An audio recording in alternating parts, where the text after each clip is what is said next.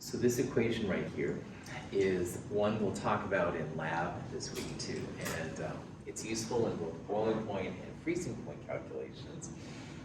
This is the way, again, the way to find the molar mass from one of these things. And I also think it's important to talk about, I guess, serendipity, and somehow the most random things allow you to do the neatest things. And so in the old days, people would do boiling points and they thought, well, it's benzene based, so it should be the same. And you know, Joe down the street got a slightly different boiling point than you, but this is probably the thermometer and stuff. But a more careful investigation then lead to these colligative properties, which leads to a way to find molar mass and stuff. And, supposedly C60, which is Buckminster fullerene, was found. Someone was like, I wonder what's in this dust, and they analyzed it and stuff. And long story short, here came cool soccer ball C60. So being attentive is really cool and inquisitive, right? Just being curious about the world around you.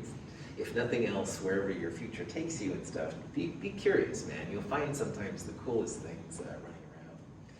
But anyway, in what we're talking about, colligative properties, there's 4 of them. We've talked about 3 of them. Vapor pressure is lowered, all right, relative to the pure solvent. We also talked about how boiling points are higher. So this problem is one of those things. The solution is higher than the pure solvent. We're going to talk this week in lab about freezing points. Freezing points are lower relative to the pure solvent. And the last one we're going to talk about is osmosis. The membrane of an egg is semi-permeable and holds a high concentration of dissolved protein.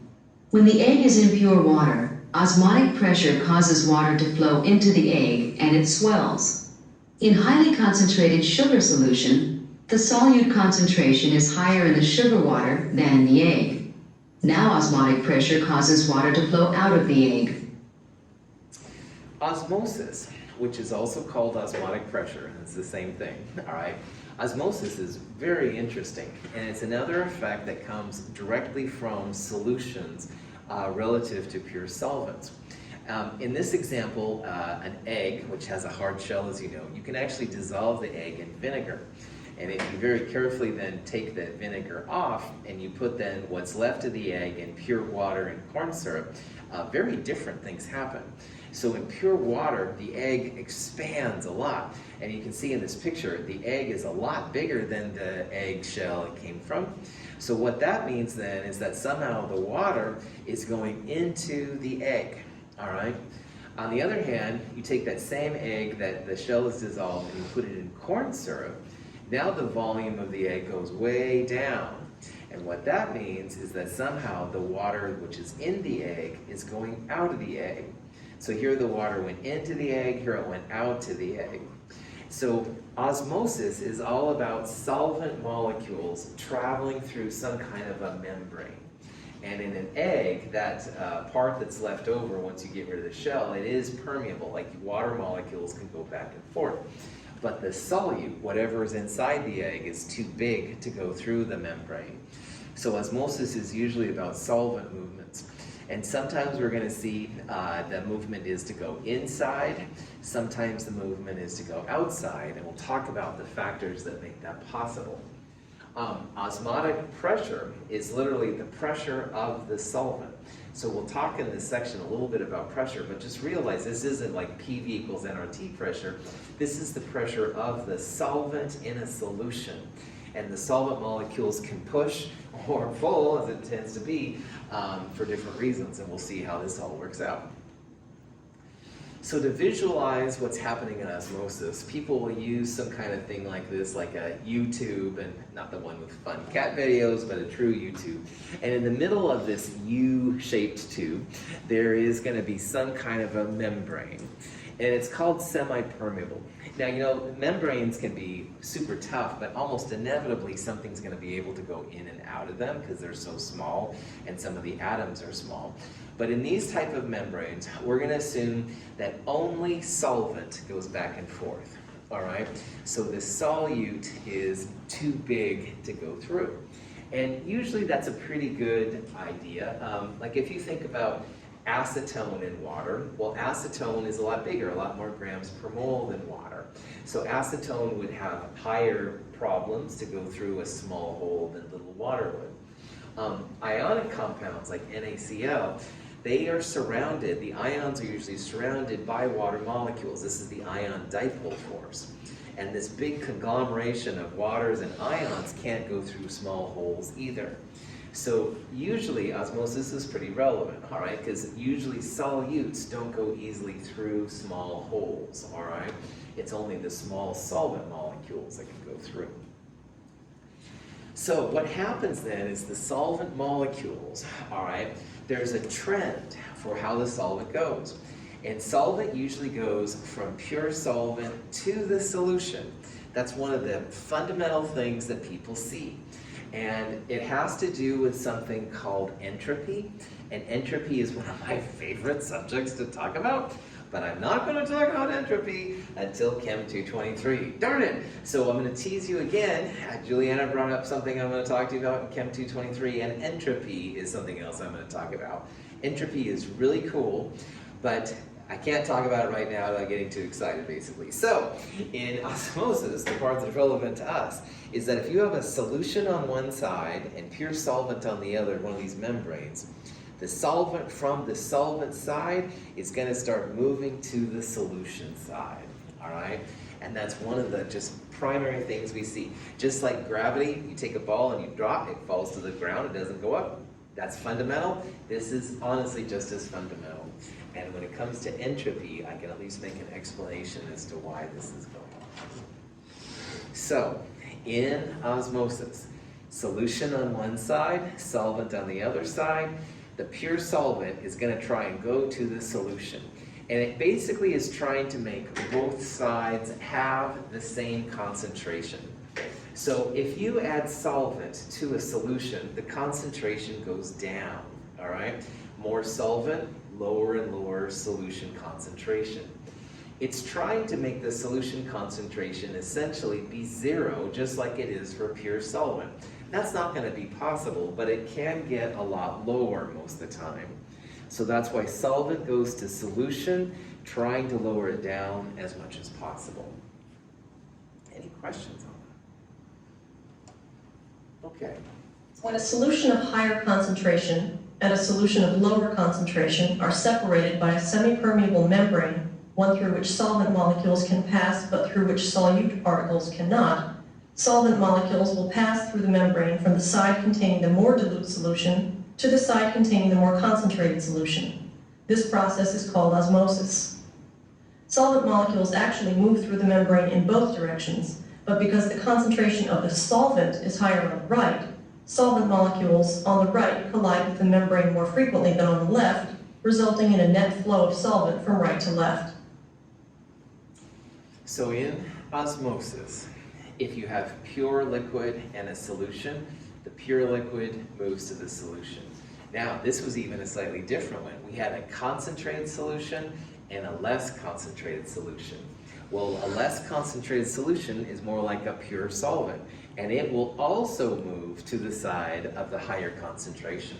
So the whole name of the game here is Mother Nature is trying to make the concentrations equal, all right?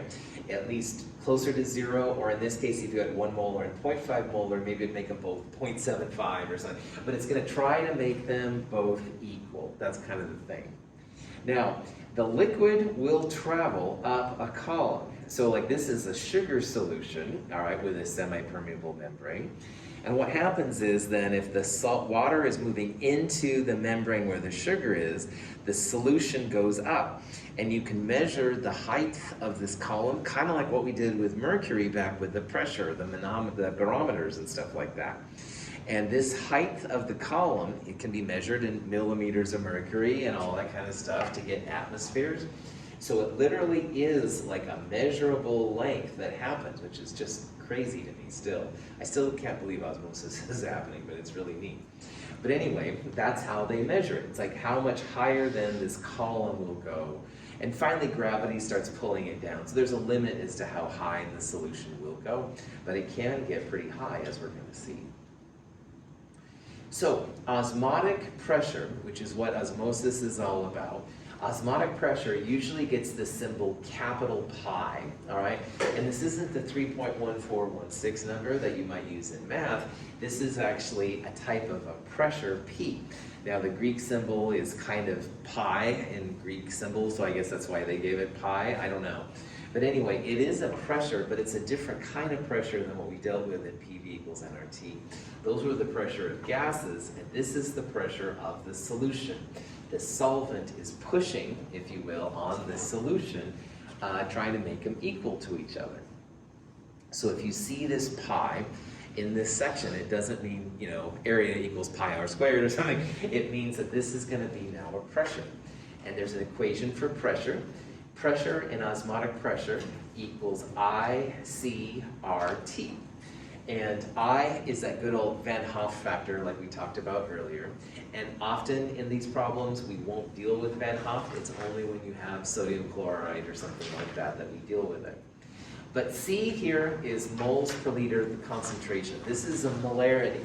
So we're back again to molarity, the king of the units again. We're not dealing with molality, mole fraction, or weight percent. It's the concentration in moles per liter. R is the gas, R, 0.082057, and T is the Kelvin temperature, all right? So pressure equals ICRT is the expression to use. By the way, on the quiz last week, people were using weird versions of R's and weird sig figs. So from now on in, I need to make this one thing. You've got to use 0.082057 if it's this R, or 8.3145, which is the energy R. We haven't used too much yet. Please don't use other R's. All right? I'm going to start knocking points off because you shouldn't use the other R's. There's weird things about them and stuff like that. But little advertisement there. So use either this R or the 8.3145R, but don't use other R's. But anyway, this is the way then to describe the height of the column. It would be in millimeters of mercury, which you can turn into atmospheres, which is what this pi would be. Any questions on any of that stuff? Okay. So using this is very similar to the gas laws, all right? Like P equals nRT over V. And N over V, moles over volume, is a lot like concentration. So the units, the way that these equations work are very, very similar. Again, only use I if you have an ionic compound like sodium chloride or potassium bromide, but most of the time we won't use it. When a solution and a pure solvent are separated by a semi-permeable membrane, solvent can flow in both directions, but the solute cannot. Here, pure water moves into the solution, working to bring both the solution and pure water to the same concentration. This process, osmosis, continues until the flow of water across the membrane is balanced by the pressure exerted by the water column. A semi-permeable membrane blocks solute molecules, but allows solvent molecules to pass in both directions. The number of solvent molecules moving from the solution side to the pure solvent side is less than the number moving into the solution side, resulting in a net flow into the solution. Again, this is kind of weird, but it literally is something that scientists observe. So just like gravity is something we all experience, this is something that happens on this molecular scale. When you have solution and solvent, the molecules move from the pure solvent side to the solution side, which is just kind of crazy.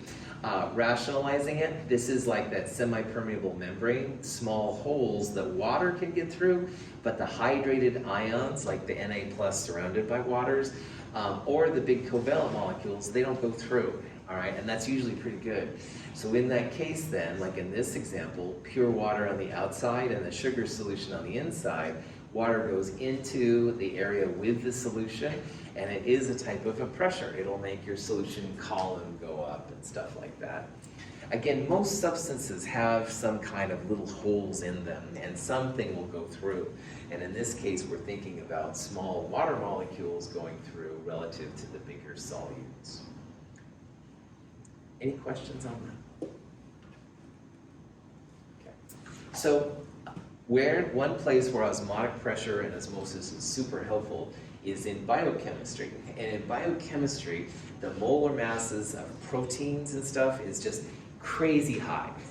Now, I'm a more traditional chemist, and my molar masses will maybe go up to 400, 500 grams per mole maybe.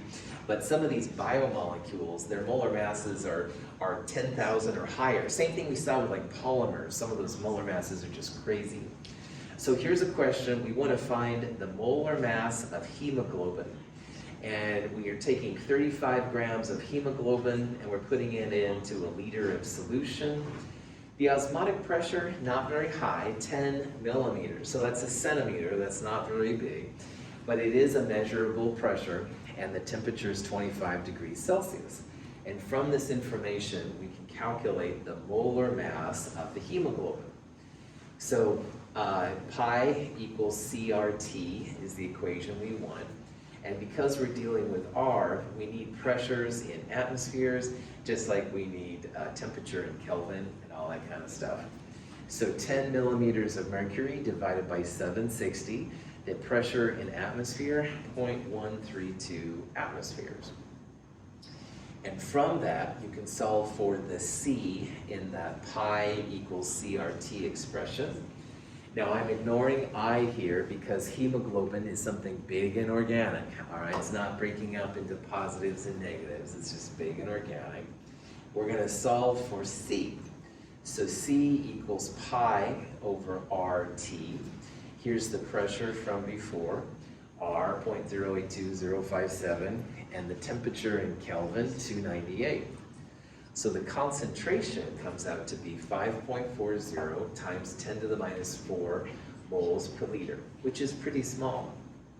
But if we have a liter of water, you can multiply moles per liter by liters to figure out how many moles of hemoglobin you have. And if 35 grams of hemoglobin were put in, then the molar mass, 35 grams divided by the moles we just calculated, molar mass is hemoglobin, 64,800 grams per mole. And osmosis and osmotic pressure has been a really efficient way to figure out the molar masses of these biomolecules without relying on technology. All right, you just measure how much higher the pressure is on the solution side relative to the other, and you can calculate then a molar mass. And all the technology is cool too, don't get me wrong, but it's nice to know that everything's calibrated and good to go.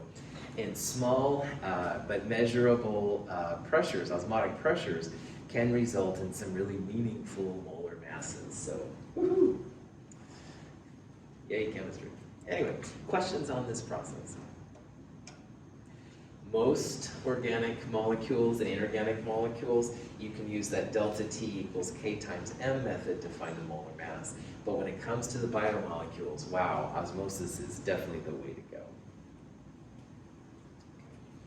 Now, in medicine, osmosis is super important. And if you've ever had a medical procedure, they always hook you up to one of these tubes. It's usually some kind of potassium chloride. And they pump you up with the liquids, but the liquids can't be pure water, because our cells in our body have a type of osmosis possible. Like the water goes in and out of our cells. So if they put in pure water, all the water would go into our cells and make them explode and stuff. That's not probably what they want to do with osmosis. They want to make you better, not worse. So the solutions they put in your arm are usually like potassium chloride kind of thing. Solutions will be isotonic with your blood, and that just means the same concentration. So if you have two solutions of the same concentration going together, you won't have the solvent going back and forth and making the osmotic pressure. So osmotic pressure is super important. You have to have solutions in our bodies that are the same as our cells. In a blood cell, you can have the isotonics, which means that the solutions are pretty well balanced. The outside and the inside concentrations are the same. However, you can have hypertonic and hypotonic solutions. And for blood cells, this is really bad. So in a hypertonic, if you look at this little picture, most of the solvent molecules are getting away from the cell, all right? So what that means is the outside solution is more concentrated than the inside. So the cells shrink down, and that's not good. On the other hand, if you put pure water into your body instead of one of the salt solutions, Then the outside would be mostly solvent and the inside would be more concentrated. So the solvent would go into the cells more than it comes out, making the cells get really big and potentially explode. Hypotonic is what they talk about it and stuff. So this is really important. If you're in a medical facility, don't have them just give you pure water. You want some kind of a ionic solution concentration. This is also super important now for society, and this is kind of sad, but also kind of cool. They have the technology. In places like Dubai and even Los Angeles now, where drinkable water is becoming more and more of a premium, it's harder to get the drinking water. There are methods to turn salt water in the ocean into drinkable water, and the process is called reverse osmosis. And reverse osmosis is kind of expensive, but if your place needs water, this is the way to go. So more and more cities are doing this for major places, which is cool. How this works is they have one side which is basically seawater, and the other side which will be pure water, and again, semi-permeable membrane. And instead of just letting Mother Nature do its course and kind of push the liquid from the left to the right, they pressurize the heck out of the seawater side. So super, super high pressure. And again, the solutes, the salts and stuff in the seawater can't go through. So the pure water then is forced through to the other side and the water comes out. And this is just a picture of one of these desalination plants where they have just a gazillion of these. Out the backside or whatever comes the pure water, which can be collected, and it's totally cool. Again, it's not cheap to do this. Making this kind of facility is expensive, but if you don't have any drinking water, I think this would be a pretty high priority. So anyway, it's becoming better and better. It's amazing the pressures they can get. Like 1 atmosphere is normal pressure. These have to be larger than 30 atmospheres, so pretty healthy kind of pressures pushing the water through. The efficiency is always something they worry about, but again, pretty cool kind of technologies. So, any questions on osmosis before I go on? Okay.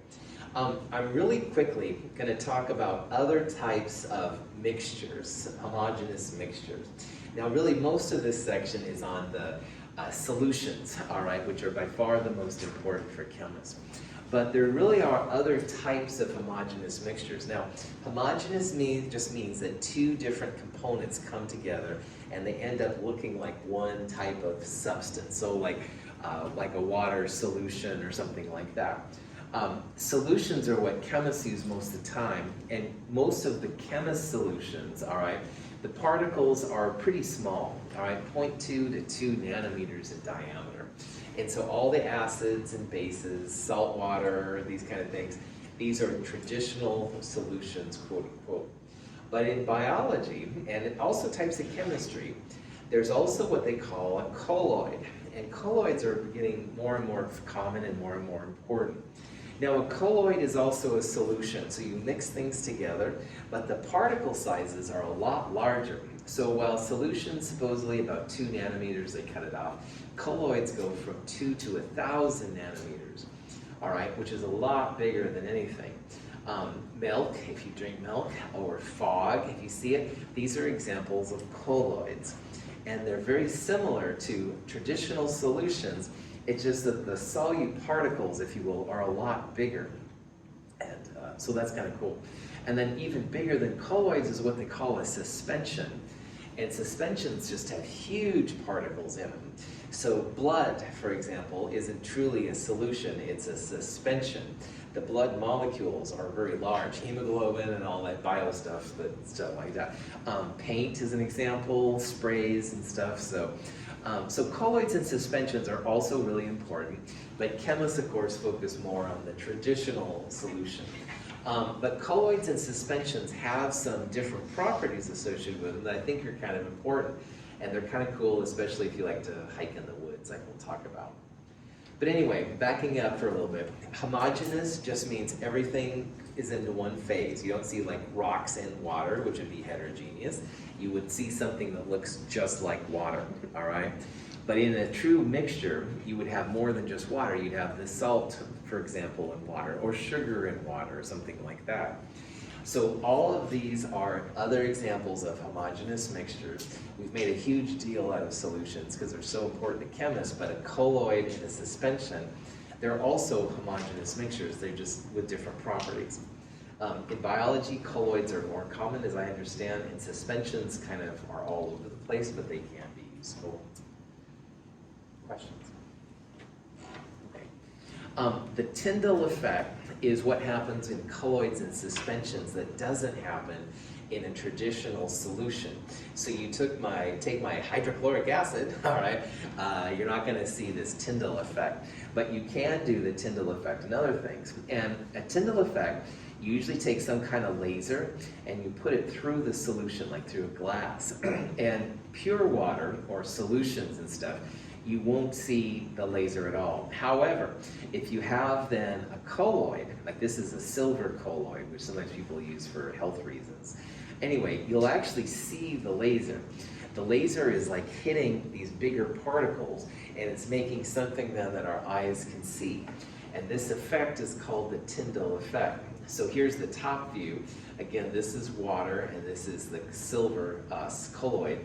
And you can see that the laser is actually viewable, all right? And that's what's called the Tyndall Effect. Tyndall was the person that studied all these things.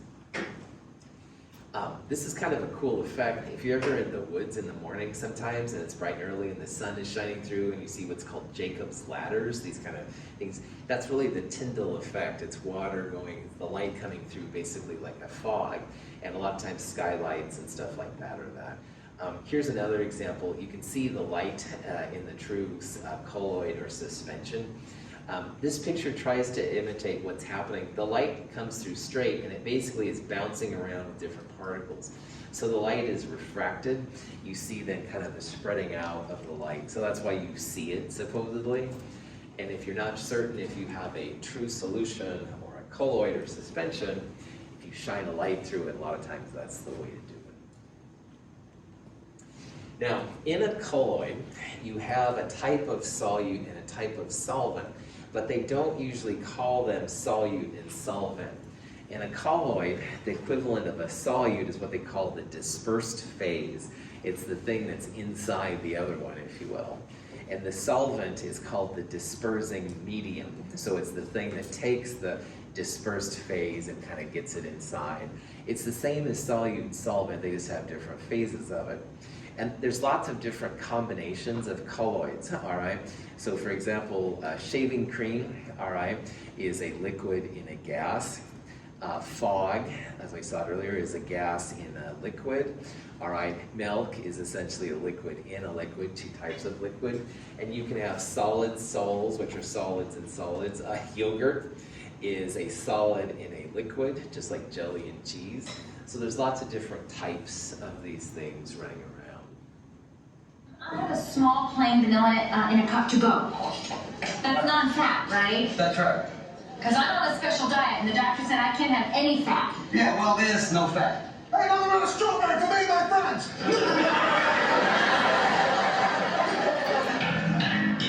Hurry, Jerry, hurry! How's it doing? Not so good. Well, you can't have this tested now. It's melting. So what? It changes the molecules. Oh, you don't know what you're talking about. Fatso. Mainly in biology. You call me Fatso one more time, you're gonna be walking back. I called earlier about getting the yogurt tested. No, right. Would you fill this out, please? Does it matter if it's melted? No. You know this is gonna take a couple of days. It's okay. Hello there. Hello? Ooh, test tubes. Ooh. Okay, so I apologize for another Seinfeld reference, but this is so appropriate. So they were having a yogurt question, and they said that the yogurt was non-fat, but they were gaining weight, and they thought, this yogurt must not be non-fat. So they got the sample of yogurt, brought it to the chemistry place to have it tested, and of course, long story short, it did have fat in it, supposedly. It's silly, but I like this one because first of all, it talks about yogurt, which I can talk about. Second of all, poor Kramer, who got a 90 in biology, apparently didn't do really well in chemistry because melted yogurt would still be yogurt, it would just be different phase. So solids and and liquids are the same substance, just different combinations. So you could test the melted version as well as the other one. And finally, test tubes, cool. So anyway, I couldn't resist and stuff. I apologize for the cheese. All right, keep my day job. Any questions? Hopefully not. Good. All right. In untreated cotton, surface hydroxyl groups attract each other and make for a rough surface. Fabric softener molecules are surfactants. Their polar heads are attracted to the hydroxyl atoms, leaving their nonpolar hydrocarbon tails out. The tails, because they display weak intermolecular force, can slide past each other, thereby imparting a soft texture to the cotton. In untreated cotton, surface hydroxyl groups attract water molecules, so cotton absorbs moisture. In cotton treated with softeners, however, some hydroxyl sites are occupied, making the fabric less attracted to water and therefore less absorbent. So true story, Saturday, I was getting ready and I got some water on my shirt. No problem. Water and my cotton shirt, which is what this represents, have OH groups on them. All right, and the OH groups do stick together, but water will take the water off, no problem, or you can dry it, of course, no big deal. So like and like things, no big deal. However, later, I was in a yogurt place, I just happened to think. Anyway, no problem, I was a spaz, got yogurt on my shirt. Now, yogurt is some polar parts like water, but it also has some non-polar parts. So I tried to like dab it clean, no way, not gonna happen. I had to put it in the washing machine, of course, to get it clean again. And anyway, we can now see what's happening in the washing machine. So if you get a stain on your shirt and it's ionic or something, then you can usually wash it out, no problem, get rid of it. So water would do great, but the non-polar things, they will oftentimes stick and they're hard to get rid of. So a surfactant, all right, is essentially a type of a soap. And these surfactants are pretty cool when it comes to chemistry. This little thing right here is a representation of a surfactant. And one side is polar, and this long up and down, up and down, up and down, those are all tetrahedral 109 non-polar tails, all right? So surfactants or detergents, which are surfactants for cleaning, they basically are long non-polar parts with a polar head. So if you get something on your shirt, which is polar, no problem. The polar side will surround it, take it out, no problem. On the other hand, if you get something oily on your shirt that doesn't come out, no problem here either. The non-polar part of the surfactant will wrap itself around the oil and dirt and take it away. So they're really cool for cleaning things, all right? And this is, again, a big industry when it comes to science and chemistry. Using the right detergent / surfactant can be really important. A soap micelle consists of a group of surfactant molecules with hydrophobic tails pointing inward and hydrophilic polar heads pointing outward. The micelle absorbs non-polar oily liquids and carries them away as an oil and water colloidal dispersion. The surfactants and water kind of glom together, become like a pack, if you will. They call them micelles. And micelles have ionic on the outside and covalent on the inside.